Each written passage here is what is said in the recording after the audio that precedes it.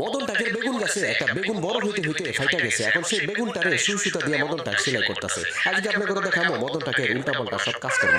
যে উল্টাপাল্টা কাজকর্মগুলো দেখলে হাসতে হাসতে আপনার পেট ব্যথা হয়ে যাবো এবং মন ভালো হয়ে যাবো। তাই পুরো ভিডিওটা দেখতে থাকেন।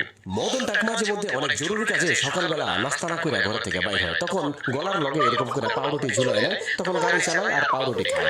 এরপরে এখানে দেখতে পাইতেছেন যখন বাজারে যায় তখন স্কুটারটা খাম্বার লগে এরকম করে তারপর তালা মেরা যায়। আর এমন ভাবে তালা মারে নিজে খুলতে পারবে, চাইলে চোরও খুলতে পারবে। মদন টাকের বুদ্ধিগুলা কথা। এরপরে এখানে দেখেন বন্ধুরে নিয়ে কত সহজ কাজ কঠিন ভাবে করতেছে।